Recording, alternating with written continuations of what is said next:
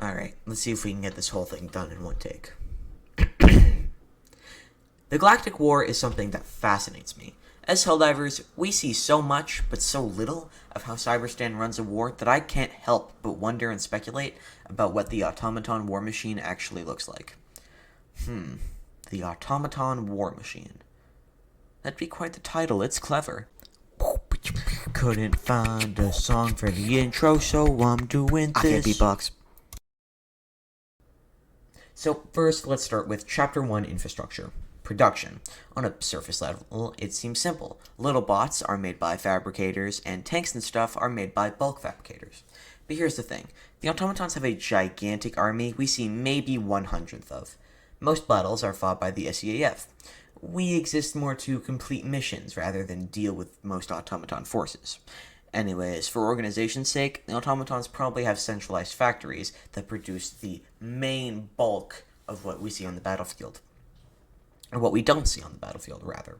We probably do about 1% of the work, even though it's the most important 1%, so we probably see about 1% of the automatons, which are the automatons we see on the battlefield, obviously. They also certainly have mines and oil drills and other kinds of stuff, so we can put that here under production too. But there's also another thing that the bots use. Human organs. It's easier to find brains than make computers, so the bots slaughter civilians to take their organs and make more clankers. Given how widespread this practice is, we can assume that they have dedicated facilities for this purpose. Sister location style. There's also the next kind of infrastructure that the bots would need. Logistics, or Chapter 2 infrastructure. This is actually something we see in-game with Strider convoys.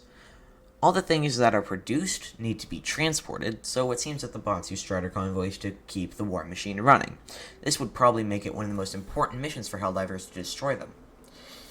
Basic, but important. You know, like a pancreas. Or a fork. Oh, and warehouses. It's unlikely that they're taking resources directly from resource production all the way to factories because of some complicated reasons I don't feel like explaining. So, essentially, they probably have warehouse networks, as illustrated on the screen, just to, keep everything sorted easier. Anyways, Class 4 infrastructure is stuff like outposts and detector towers. These things are designed to hold automaton positions and ward off Helldivers. Never mind that they're really bad at that, but they are fueled by the rest of the infrastructure and are staffed by automatons that have probably marched their way from factories, since transporting them in Strider convoys would be unnecessary. And of course, the most important part of the war machine, Helldivers coming in from the sky and blowing everything up. Just kidding. Chapter 5 infrastructure is construction. This is fairly self-explanatory, and we don't really have any data on it. We don't have any implications about what it would look like, or any solid data on it either, but we know it has to exist. It's actually a similar situation with Chapter 6 infrastructure, the fleet. Serving interplanetary logistics as well as, blowing up super-Earth ships and most likely planet-side positions, we can assume that the fleet is actually quite small. Take a look at the atmosphere of an automaton world and what's orbiting it. Super destroyers populate it like rats populate Asmongold's room. This means that the rest of the Super Earth fleet is extremely effective, at the very least, keeping super destroyers safe for a limited time window of about 40 minutes.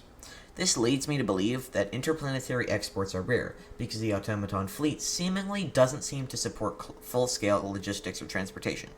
However, there are significant in-atmospheric fleets that serve for reinforcements, and gunships too, but that's kind of irrelevant.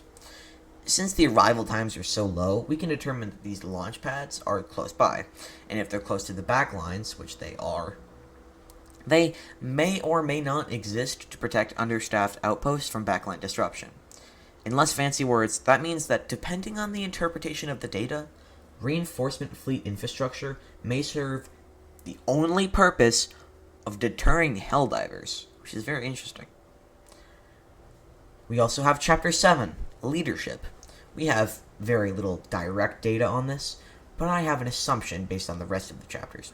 What we are most likely looking at is a system of decentralized planetary governors, mini-dictators that control and order the other forms of infrastructure on the planet.